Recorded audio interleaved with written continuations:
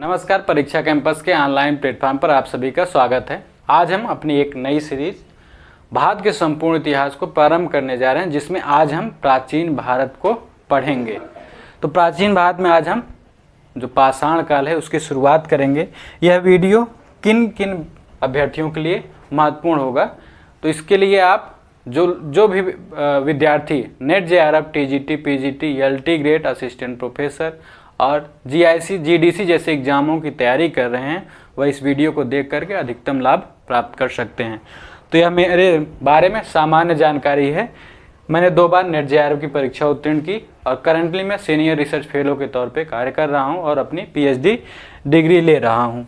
तो आइए आज हम शुरू करते हैं। जैसा कि आप सभी को पता ही होगा, भारतीय इतिहास को 3 भागों में बांटा गया है, जिसमें प्राचीन भारत, मध्यकालीन भारत और आधुनिक भारत आते हैं। तो आज हम शुरू करते हैं अपना प्राचीन भारत। तो प्राचीन भारत जो है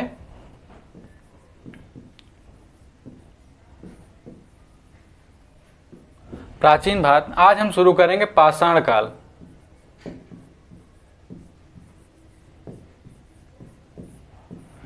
पाषाण काल को जैसा कि 3 भागों में बांटा गया। कौन कौन सा?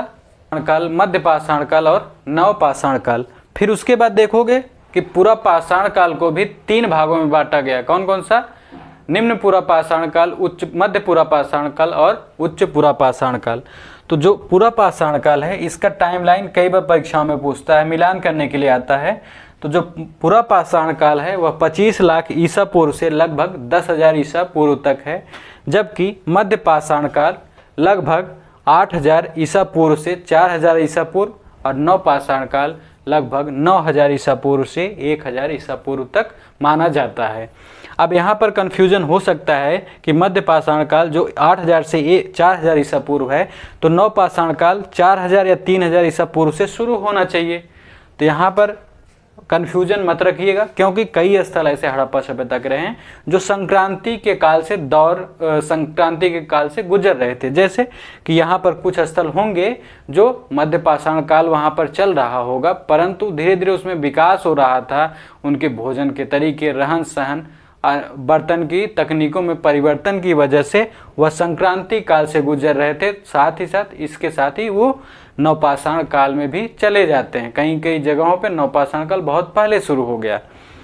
तो जैसा कि फ्रांसीसी विद्वान जॉन लुबाक हैं, इन्होंने सर्वप्रथम पाषाण काल को 2 भागों में बांटा था, पूरा पाषाण काल और नवपाषाण काल में। ठीक, पूरा पाषाण काल और नवपाषाण काल में एक बहुत ही प्रसिद्ध हाल ही के इतिहासकार हैं युवाला नोआ हरारी, जिन्होंने नवपाषाण काल को संज्ञानात्मक क्रांति कहा है और कहा है कि मानव के विकास के लिए जो समय रहा बहुत ही महत्वपूर्ण रहा। इसी समय में मानव ने अद्भुत उपलब्धियों को हासिल किया है। तो आगे देखते हैं, जो पूरा पाषाण काल है,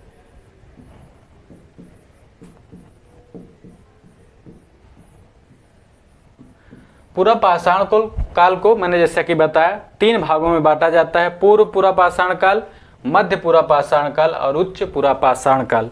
तो जो पूर्व पूरा पाषाण काल है उसकी टाइमलाइन 25 लाख ईसा पूर्व से 9 लाख ईसा पूर्व, मध्य पूरा पाषाण काल की 9 लाख ईसा पूर्व से 40,000 ईसा पूर्व और उच्च पूरा पाषाण काल की 40,000 ईसा पूर्व से 10,000 ईसा पूर्व मानी जाती है। तो जो यह कालक्रम है, इसका विभाजन किसने किया? सबसे पहले एडवर्ड लार्टेट ने 1870 में पूरा पाषाण काल को 3 भागों में बांटा। कौन कौन सा? पूर्व पूरा पाषाण काल, मध्य पूरा पाषाण काल और उच्च पूरा पाषाण काल। तो आइए पहले सबसे हम पूर्व पूरा पाषाण काल या निम्न पूरा पाषाण काल के बारे में पढ़ते हैं। तो सबसे पहले हम देख लेते हैं कि जो भारतीय इतिहास है हमारे, उसमें कौन कौन से टॉपिक आते हैं। तो सबसे पहले हम पाषाण काल पढ़ेंगे, फिर हड़प्पा सभ्यता के बारे में पढ़ेंगे। हड़प्पा सभ्यता के बाद हम वैदिक काल को पढ़ेंगे कि वैदिक आर्य जो हैं कहाँ से आए, क्या क्या उनका योगदान रहा है भारतीय इतिहास में। फिर उसके बाद हम संगम काल को पढ़ेंगे, जो कि संगम काल मुख्यतः दक्षिण भारत के इतिहास से संबंधित रहा। इसी में आप मणिमेखलाई और शिल्पाधिकारम जैसे महाकाव्यों के बारे में भी पढ़ेंगे। उसके बाद हम महाजनपद काल के बारे में अध्ययन करेंगे। उसी में द्वितीय नगरीय क्रांति, जिसे महाजनपद काल में ही कहा जाता है, उसी में हम मगध साम्राज्य, हर्यक वंश, शिशुनाग वंश, नंद वंश, उसके बाद इसी समय विभिन्न धार्मिक आंदोलनों जैसे बौद्ध धर्म, जैन धर्म के बारे में भी पढ़ेंगे। फिर उसके बाद हम मौर्य काल के बारे में पढ़ेंगे, फिर उसके बाद मौर्योत्तर काल, गुप्त काल, गुप्तोत्तर काल, और फिर उसके बाद हमारा आता है पूर्व मध्यकाल। पूर्व मध्यकाल के बाद हम मध्यकाल या मध्यकालीन इतिहास के बारे में हम अगले अलग से एक सीरीज में पढ़ेंगे। तो आज हम शुरू करते हैं प्रागैतिहासिक काल, जिसमें आज हम पढ़ेंगे पूर्व पुरापाषाण काल या निम्न पुरापाषाण काल। तो इसमें कैसे हम पहचानेंगे कि कौन सा पूर्व पुरापाषाण काल है या निम्न पुरापाषाण काल है, तो इसके लिए हमारे इतिहासकारों या पुरातत्वविदों ने दो तकनीकी का यानी उपकरणों के बारे में अध्ययन करके हमें बताया कि जो पूर्व पुरापाषाणकालीन मानव है, जो निम्न पुरापाषाणकालीन मानव है, दो प्रकार के उपकरणों का प्रयोग या हथियारों का प्रयोग करता था। कौन कौन से जो उसके उपकरण थे? पहला था पेबुल बटिकास और दूसरा था एस्यूलियन उपकरण। तो पेबुल जो है मुख्यतः उत्तर भारत या पश्चिमोत्तर भारत में हथियार के रूप में या उपकरण के रूप में प्रयोग होता था, और जो एस्यूलियन उपकरण है यह मुख्यतः दक्षिण भारत में प्रयोग में लाया जाता था। अब देखिए पेबुल क्या होता है? पेबुल होता है जैसे नदी होती है, नदी के किनारे जो बड़े बड़े पत्थर होते हैं आपस में रगड़ करके गोले हो जाते थे, तो उन्हें हमारे पूर्वजों या फिर आदि मानवों ने उन्होंने उस पर काट काट करके अपने हथियार के रूप में उपयोग किया। जैसे उसी में पेबुल उपकरण में कई बार हमारे परीक्षा में ऐसे प्रश्न आते हैं कि निम्नलिखित में से कौन सा पेबुल उपकरण है, ऐसे ऑप्शन दे देगा, फिर उसमें मिलान करने के लिए फिर उसका आंसर पूछेगा। तो इसके लिए बहुत ध्यान से याद रखिएगा कि कौन सा पेबुल उपकरण है, कौन सा एस्यूलियन प्रकार का उपकरण है। तो पेबुल उपकरण में दो बहुत मुख्य हैं। पहला है चापर या गणासा, दूसरा है चॉपिंग या खंडक। चापर क्या होता था?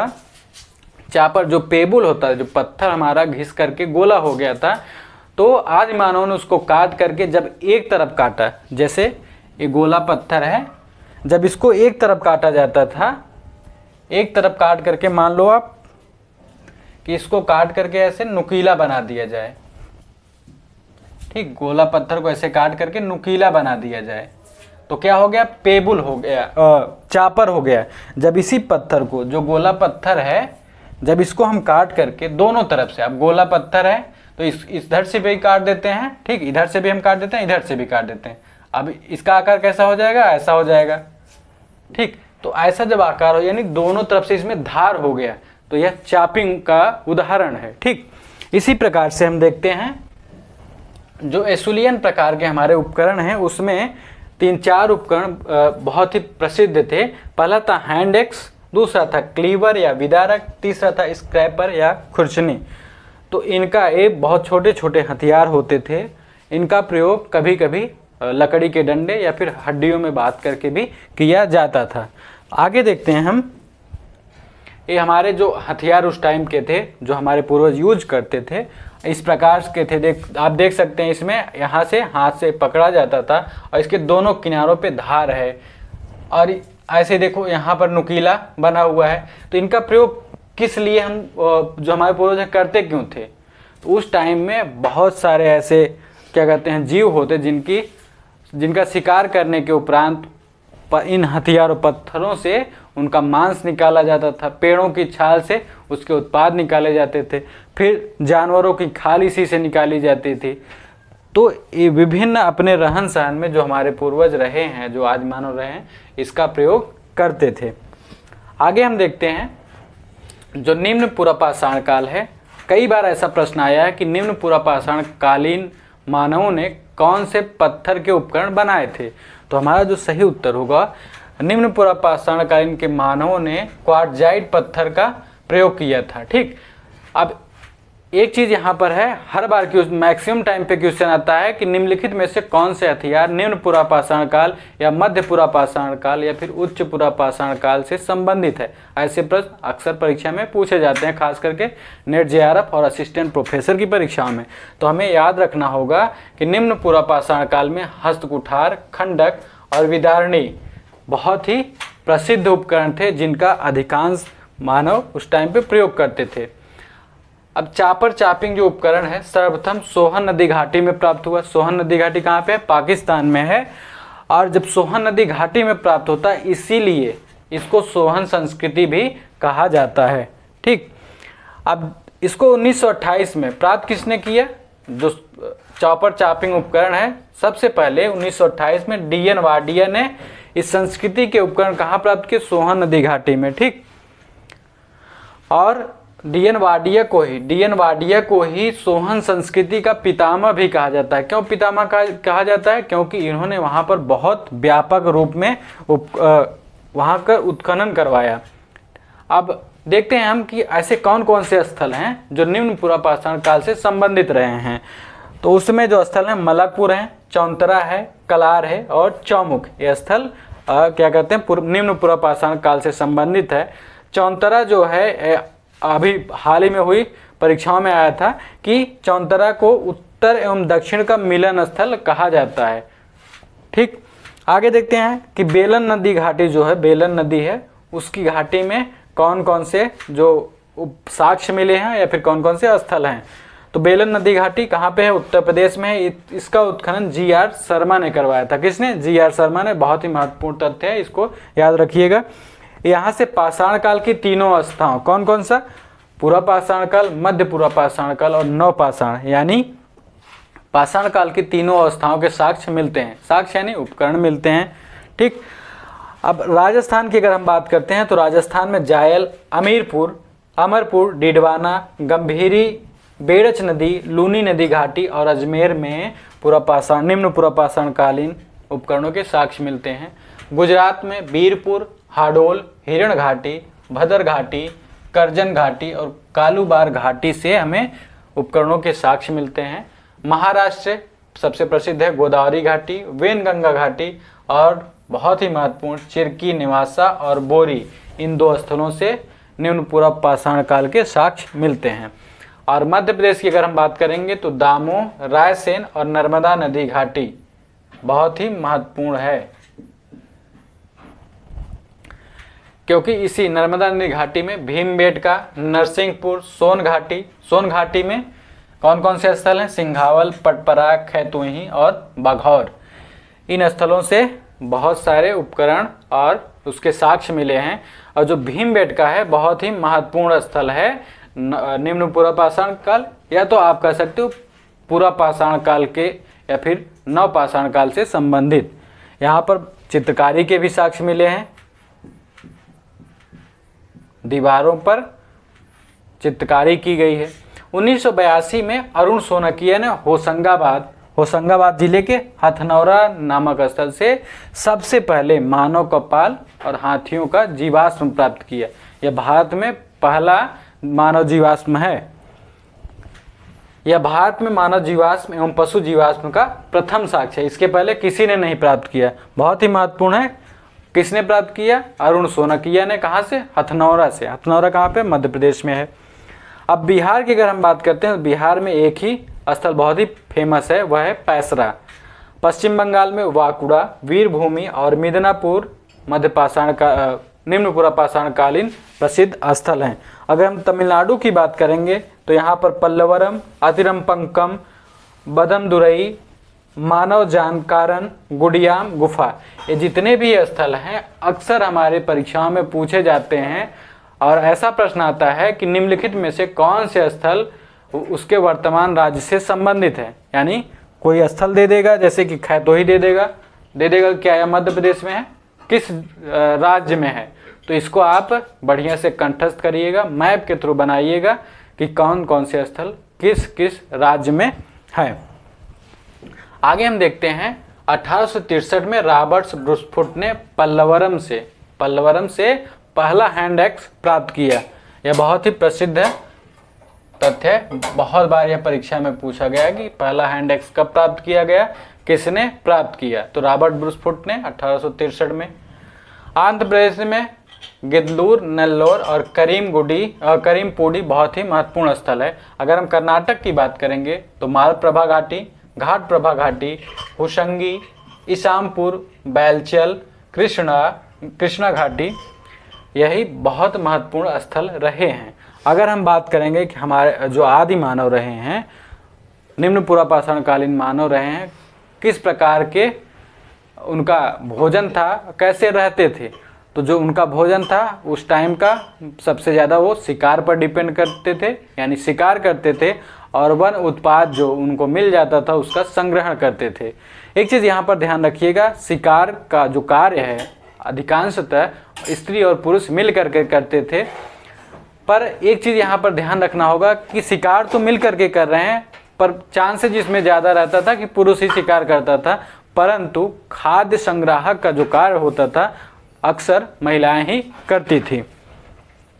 अब हम देखते हैं मध्य पाषाण काल के बारे में पढ़ते हैं। तो मध्य पाषाण काल जो है, एस.डी. संकलिया ने मध्य पूर्व पाषाण काल को क्या कहा, फलक संस्कृति। फलक संस्कृति क्यों कहा, इस टाइम के जितने भी उपकरण हैं, मध्य पूर्व पाषाण काल के जितने भी उपकरण हैं वह छोटे छोटे हैं, लगभग 1 से लेकर के 5 सेमी या कभी 8 सेमी के उपकरण पाए गए हैं। ठीक, यानी फलक छोटे छोटे उपकरण होते थे, इसीलिए इसे फलक संस्कृति कहा गया है।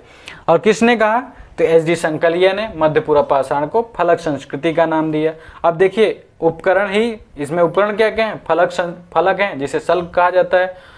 उपकरणों की प्रधानता के कारण इस काल को फलक संस्कृति भी कहा जाता है, यानी कि जो छोटे छोटे उपकरण हैं 1 से लेकर के 5 सेंटीमीटर या ज़्यादा से ज़्यादा 8 सेंटीमीटर, तो यानी छोटे उपकरण हैं, फलक टाइप के हैं, इसीलिए इसको फलक संस्कृति भी कहा जाता है।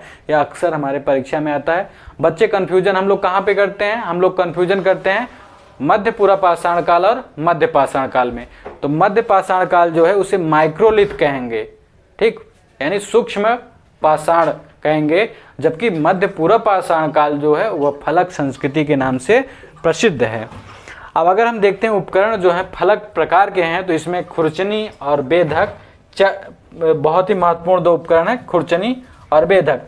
अब अक्सर परीक्षा में आता है कि खुरचनी या बेधक या फिर मध्य पूर्व पाषाण काल के उपकरण किस प्रकार के पत्थर से बनाए जाते हैं। तो इसके पहले जो निम्न पूर्व पाषाण काल है उसके उपकरण किस प्रकार के पत्थरों से बनाए जाते हैं, तो क्वार्टजाइट पत्थर से, जबकि मध्य पूर्व पाषाण काल का जो उपकरण बनाया जाता है चर्ट, जैस्पर, फ्लिंट और चैल्सडनी नामक पत्थरों से बनते थे। अगर हम स्थलों की बात करेंगे कि कौन कौन से स्थल मध्य पूर्व पाषाण काल के प्रसिद्ध हैं, तो महाराष्ट्र में नेवासा है, राजस्थान में पूर्वी थार क्षेत्र है, उत्तर प्रदेश में चकिया जो कि वाराणसी में है, सिंगरौली और सिंगरौली बेसिन जो कि मिर्जापुर में है। यह बहुत ही प्रसिद्ध मध्य पूर्व पाषाण कालीन स्थल हैं। अब हम देखते हैं उच्च पूर्व पाषाण काल। अगर हम उच्च पूर्व पाषाण काल की बात करेंगे तो यह क्यों प्रसिद्ध हुआ, इसकी विशेषता क्या है, तो उच्च पूर्व पाषाण काल में नए चकमक उद्योगों की शुरुआत होती है। प्रज्ञ मानव या होमो सेपियंस का उदय ही कब होता है, उच्च पूर्व पाषाण काल में। ठीक, प्रश्न आ सकता है कि होमो सेपियंस का उदय कब हुआ या फिर जन्म कब माना जाता है, तो वह लगभग उच्च पूर्व पाषाण काल है। अब इसमें क्या कौन कौन से उपकरण सबसे ज़्यादा हैं, तो ब्लेड उपकरण हैं, ब्लेड और ब्यूरिन जिसे कहते हैं, वो बहुत ही अधिक मात्रा में पाए गए हैं। इसी की वजह से इन्हें ब्लेड ब्यूरिन संस्कृति भी कहा जाता है। ठीक, बेलन घाटी की लोहदा नाला से विश्व की प्राचीनतम अस्थि निर्मित मूर्ति प्राप्त हुई है, जिसे क्या बोला जाता है, मातृ देवी की मूर्ति। कहाँ से, लोहदा नाला से बेलन घाटी जो कि उत्तर प्रदेश में है। ठीक, बहुत ही प्रसिद्ध तथ्य है, यह विश्व की पहली है, इसके पहले कहीं भी नहीं मिला है। अस्थि निर्मित है, हड्डियों से बनी हुई मातृ देवी की मूर्ति बनी थी, वो प्राप्त हुई है।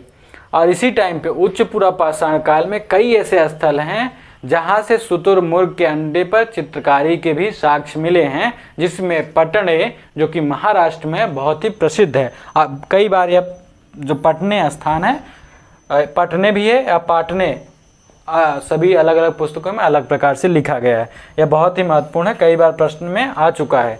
तो शुतुरमुर्ग के अंडों से जो मनके बनाए गए हैं, चित्रकारी उस पर की गई है, कहाँ कहाँ से मिला है, पटने महाराष्ट्र से, राजस्थान, मध्य प्रदेश, यहाँ से शुतुरमुर्ग के अंडों पर चित्रकारी की गई है या फिर उनके मनके बनाए गए हैं। जो एच.जी. संकालिया हैं, उस समय के बहुत बड़े पुरातत्वविद हैं, उन्होंने बेलन घाटी को प्रागैतिहासिक काल का टेक्स्ट बुक कहा। क्या कहा? प्रागैतिहासिक काल का टेक्स्ट बुक। किसने कहा? एच.डी. संकालिया ने कहा। जबकि डी.पी. अग्रवाल ने सोने की खान कहा। क्या कहा? सोने की खान कहा। और एक चीज़ याद रखिएगा, जो उच्च पुरापाषाण काल है यही वह काल है जिसमें हमें किस चीज़ के साक्ष्य मिलते हैं? भारत में चूल्हे का प्राचीनतम साक्ष्य मिलता है। कहाँ से? कुरनूल के बिलासुर ग्राम गुफा से। कुरनूल के बिलासुर ग्राम गुफा से सबसे पहला हमें प्राचीनतम चूल्हे का साक्ष्य मिलता है। आगे हम देखते हैं, उच्च पुरापाषाण काल में ही हमें क्या होता है? अग्नि के प्रयोग का साक्ष्य मिलना शुरू हो जाता है। जो अग्नि के प्रयोग का सबसे पहला हमें साक्ष्य है, कहाँ से मिला है? बेलन घाटी उत्तर प्रदेश से मिला है, भारतीय महाद्वीप में। भारतीय महाद्वीप में कहाँ से मिला? बेलन घाटी उत्तर प्रदेश में। जबकि अगर हम विश्व के परिप्रेक्ष्य में देखेंगे तो यह क्यूबी फोरा नामक गुफा जो कि केन्या में है, वहाँ से अग्नि के सबसे प्राचीनतम साक्ष्य मिले हैं प्रयोग करने के। आगे हम देखते हैं, इसी टाइम पर हमें उच्च पुरापाषाण काल में भीमबेटका से एक ऑडिटोरियम या सभा कक्ष की प्राप्ति हुई है। वह किस काल से संबंधित है? उच्च पुरापाषाण काल से है। अगर हम बात करते हैं आजीविका के बारे में कि उच्च पुरापाषाण कालीन मानव जो है किस प्रकार से रहता था, उसका खान पान, सभ्यता और संस्कृति क्या थी, तो उस टाइम के जो मानव हैं वे शिकार करते थे। अब इस समय शिकार में परिवर्तन क्या आ गया कि जो उस टाइम के उपकरण हैं वे छोटे होने लगे, तो इसकी वजह से शिकार की तकनीकी में परिवर्तन आया। अब बड़े बड़े पशुओं के शिकार के साथ ही साथ छोटे छोटे पशुओं, पक्षियों और यहाँ तक कि मछलियों का भी शिकार किया जाने लगा। ठीक, तो अभी भी देखोगे जो मानव है कृषि नहीं कर रहा है, क्या कर रहा है? शिकार कर रहा है, उसका संग्रहण कर रहा है। और इसी टाइम पर जो जंगली किस्म के अनाज हैं उसका भी संग्रहण कर रहा है। अगर हम सामाजिक स्थिति की बात करेंगे तो इस समय का जो मानव है वह लगभग 40 से 50 व्यक्तियों के समूहों में रहता था और समूह में ही ये लोग शिकार करने के लिए जाते थे। कार्य के समय एक चीज़ इसमें ध्यान रखिएगा, अब इसी टाइम पर उच्च पुरापाषाण काल से ही हमें उसमें वर्ग भेद की भावना का भी हमें धीरे धीरे आभास होने लगता है। क्योंकि जब हम इस टाइम के मानवों के बारे में अध्ययन करते हैं तो हमें पता चलता है कि जब शिकार करने या फिर किसी भी अभियान में जाता था मानव उस टाइम का, तो उस टाइम तक, एक सीमित समय तक, जब तक कि वह कार्य संपन्न नहीं होता था, एक व्यक्ति मुखिया के तौर पर वहाँ के कार्य का नेतृत्व करता था। यानी अब धीरे धीरे सामाजिक स्थिति में बदलाव आ रहा है और जो मानव है अब उसमें से धीरे धीरे वर्ग भेद के भी साक्ष्य मिलने शुरू हो जाते हैं। जब कार्य समाप्त हो जाता था तो वह व्यक्ति अपने आप सभी व्यक्तियों में समान की श्रेणी में आ जाता था। तो इस प्रकार यह समाज क्या था? समतामूलक समाज था, परंतु धीरे धीरे उसमें विभेद के लक्षण दिखाई देने पड़ते थे। अब इसी टाइम पे देखोगे पुरुषों का जो मैक्सिमम कार्य था वह शिकार करना था, जबकि महिलाओं का कार्य खाद्य का संग्रहण करना था। तो इससे हमें क्या पता चलता? हमें पता चलता है कि समाज में महिलाओं की जो स्थिति है बहुत अच्छी है। आगे देखते हैं हम मध्य पाषाण काल, जिससे अंग्रेजी में मेसोलिथिक एज भी कहते हैं। यह पूरा पाषाण काल और नव पाषाण काल के बीच का संक्रमण का काल माना जाता है। ठीक, इसमें क्या होता है? महत्वपूर्ण क्या है कि इसमें मध्य पाषाण काल के उपकरणों की खोज सर्वप्रथम C.L.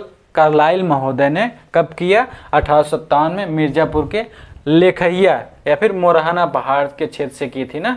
मोरहाना पहाड़ जो मिर्जापुर में है, वहाँ पर C.L. कार्लाइल ने सबसे पहले मध्य पाषाण कालीन उपकरणों की खोज की।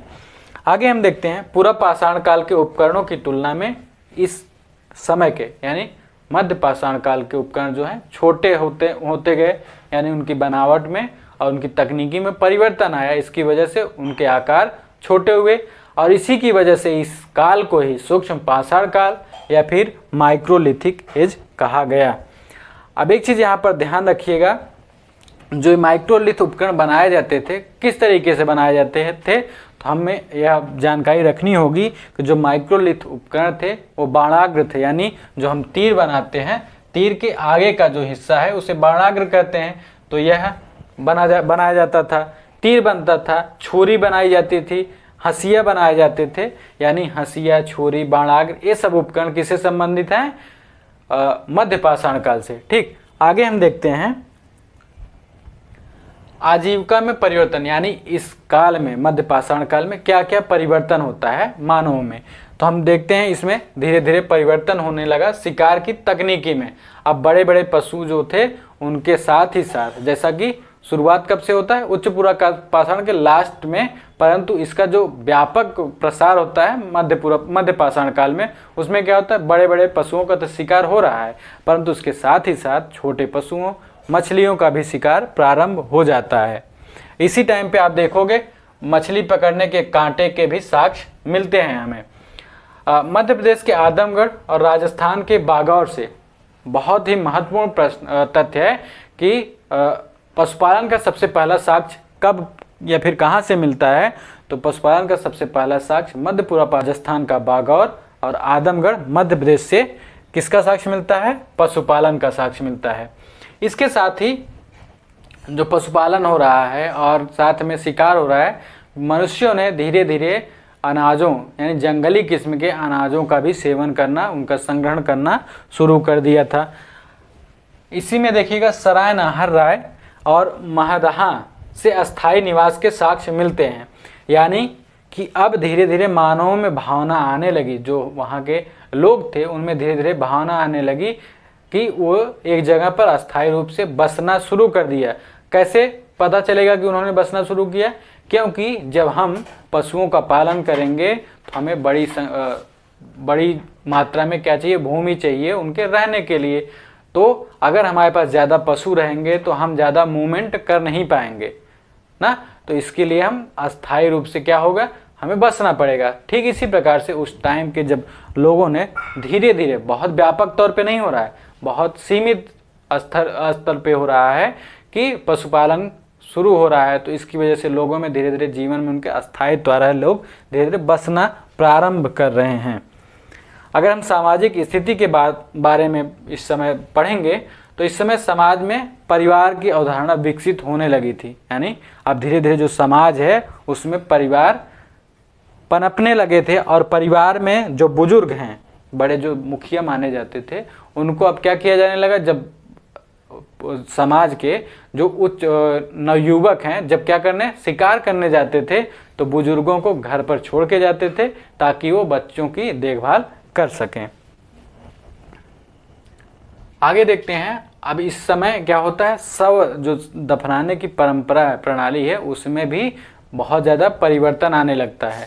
ठीक, क्या परिवर्तन आता है कि इसी टाइम पे उच्च मध्य पाषाण काल में ही शवों की दफनाने की परंपरा यानी अंतिम संस्कार की शुरुआत भी हो जाती है। कब से? मध्य पाषाण काल से।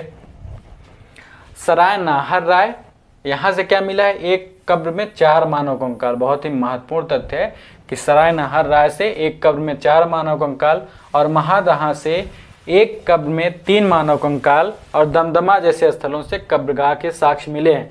सभी क्या हैं? कहाँ हैं? प्रतापगढ़ में, उत्तर प्रदेश प्रतापगढ़ में है। और महदहा एक ऐसा स्थल है जहाँ से सर्वाधिक मात्रा में क्या शवाधान मिला है। कितने शवाधान? 41 मानव शवाधानों की प्राप्ति कहाँ से हुई है? महदहा से ही। और महदहा से ही सबसे पहले बूचड़ खाने का साक्ष्य भी मिला है। ठीक, बूचड़ खाने का साक्ष्य भी मिला है, और यहाँ से हड्डी और सिंह के आभूषण और स्त्री पुरुष की युगल समाधि भी मिली है। जो यह तथ्य है, स्त्री पुरुष की युगल समाधि बहुत ही महत्वपूर्ण है, बहुत बार यह परीक्षा में आया हुआ है। आगे हम देखते हैं कि जो इस समय का मानव है, मध्य पाषाण काल का जो मानव है, इसमें अब उसके जीवन में थोड़ा थोड़ा अस्थायित्व आने की वजह से क्या क्या होता है कि उससे भारी मात्रा में क्या भोजन मिल रहा है। क्यों मिल रहा है? क्योंकि उपकरणों में जो है उसकी तकनीकों में परिवर्तन आया। अब बड़े पशुओं के साथ साथ छोटे पशुओं का शिकार होने लगा, यानी कि उन्हें भारी पर्याप्त मात्रा में भोजन मिलने लगा, जिससे उनके जीवन में समय बचने लगा। तो जब आदमी का समय बचेगा तो वह अपने समय का उपयोग करने के लिए अन्य जगहों पर उसका इन्वेस्टमेंट करेगा। ठीक इसी प्रकार से उस टाइम में क्या होता है कि जब लोगों के पास समय बचने लगा तो उन्होंने दीवारों पर क्या करना शुरू किया, चित्र बनाने शुरू किए, अपने भावनाओं को एक्सप्रेस करना शुरू कर दिया, यानी भावनाओं को व्यक्त करना शुरू कर दिया। तो इसी टाइम पे आप देखोगे मिर्ज़ापुर में भीमबेटका, या फिर कई जगह मध्य प्रदेश में भीमबेटका, मिर्ज़ापुर में सुहागी घाट, मध्य प्रदेश में भीमबेटका जो है, उड़ीसा में सुंदरगढ़, संबलपुर, आंध्र प्रदेश, कर्नाटक, तमिलनाडु आदि स्थलों से क्या मिल रहा है, शैल चित्र मिल रहा है। शैल क्या है, पत्थरों पर उत्कीर्ण किया गया है, चित्र बनाए गए हैं आदिमानवों के द्वारा। ठीक, आगे हम देखते हैं। अब हमारा जो नया शुरू होता है काल क्या है, नवपाषाण काल। इसी को अंग्रेजी में नियोलिथिक एज कहा जाता है। नवपाषाण काल या फिर नवपाषाण शब्द का सबसे पहले प्रारंभ किसने किया या प्रयोग किसने किया, जॉन लुबाक ने। बहुत ही महत्वपूर्ण तथ्य है कि जॉन लुबाक ने सबसे पहले नवपाषाण शब्द का प्रयोग अपनी पुस्तक प्री हिस्टोरिक टाइम्स में किया था, जो इनकी पुस्तक का नाम है प्री हिस्टोरिक टाइम्स। ठीक, इसी टाइम पे देखो गार्डन चाइल्ड ने नवपाषाण काल को नवपाषाण क्रांति की संज्ञा दी और इसे अन्य उत्पादक संस्कृति भी कहा है। यानी गार्डन चाइल्ड ने क्या कहा, नवपाषाण क्रांति और अन्य उत्पादक संस्कृति। आगे हम देखते हैं कि नवपाषाण काल क्यों मतलब अलग है, मध्यपाषाण काल से अलग क्यों है। तो उसके कई कारण हैं। पहला है उपकरण की तकनीकों में। इसके पहले के चाहे मध्यपाषाण काल हो या पूर्व पाषाण काल हो, उसके उपकरणों की तकनीकी में अब और तकनीकी में बहुत अंतर आ गया। कैसा अंतर है, पहले के जो उपकरण बन रहे हैं वो खुरदरे बन रहे हैं, यानी उसमें सिर्फ अपने यूज के लिए, साधारण प्रयोग के लिए ही इस्तेमाल किया जाता है। परंतु जो नवपाषाण के उपकरण बन रहे हैं उसे बढ़िया से पॉलिश किया जा रहा है। पॉलिश करने की वजह से उनकी जो मारक क्षमता, सटीकता है और देखने में वो सुंदर बनने लगे। ठीक, तो क्या है, नवपाषाण कालीन जो उपकरण हैं पालिशदार हैं। और उपकरणों में कौन कौन से हैं, कुल्हाड़ी है, बसुला है, छैनी है, हथौड़ा और ओखली जैसे उपकरण पाए गए हैं वहाँ पर। 1842 में कर्नाटक के मैसूर में लिंग सुगु नामक एक स्थल है, जहाँ से ल मैसूरे एक पुरातत्वविद हैं, ल मैसूरिये ने सबसे पहले नवपाषाण कालिक स्थल का खोज किया था, नवपाषाण कालिक उपकरण की खोज की थी। अब हम देखते हैं कि सबसे महत्वपूर्ण कौन कौन से ऐसे स्थल हैं जो नवपाषाण काल से संबंधित हैं। अगर हम पाकिस्तान की बात करेंगे तो पाकिस्तान में क्वेटा घाटी, उसी में क्वेटा घाटी में ही किली गुल मोहम्मद, दम सादात तथा राणा घुंडई, डेरा इस्माइल खान, रामान ढेरी, बालाकोट, बहावलपुर जैसे स्थल बहुत ही महत्वपूर्ण है। किस लिए, नवपाषाण कालिक स्थल के रूप में। आगे हम देखते हैं, अगर हम कश्मीर की बात करेंगे तो आपको पता ही होगा, बुरजोम है, गुप्तकाराल है, हरिपारीगोम और दामोदर और मार्तंड जैसे स्थल नवपाषाण काल से संबंधित है। एक चीज़ ध्यान में रखिएगा, जितने भी स्थल मैंने बताए हैं बहुत ही महत्वपूर्ण है। मैंने ऐसे स्थलों का चयन किया है इसमें साक्ष्य रखें जिसमें कि अधिकांश प्रश्न ऐसे स्थलों से संबंधित रहे हैं और अक्सर परीक्षा में पूछे जाते हैं। तो इन स्थलों को आप बढ़िया से याद रखिएगा। अगर हम हिमाचल प्रदेश की बात करेंगे तो यहाँ से रोर, बारोली, देहरा, गोपीपुर ये स्थल बहुत ही प्रसिद्ध हैं। अगर बेलन घाटी की बात करेंगे तो कोल्डिहवा, महागढ़ा, पंचो और इंदारी। अब इसी में देखिएगा लहुरा देव बहुत ही प्रसिद्ध रहा है, किस चीज़ के लिए, भारतीय उपमहाद्वीप में कृषि का और चावल की खेती का प्राचीनतम साक्ष्य है।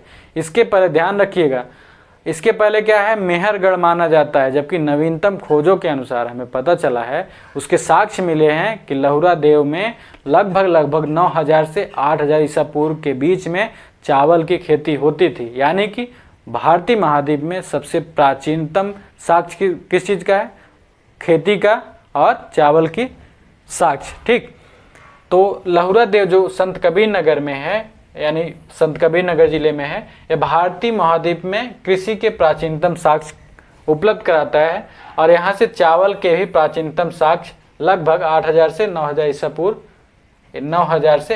ईसा पूर्व के मिलते हैं। अगर हम उत्तर प्रदेश में ही बात करेंगे तो सौगौरा, चौपानी मांडो, नरहन, खैराडीह, राजघाट, इमलीडीह जैसे स्थल बहुत ही प्रसिद्ध हैं।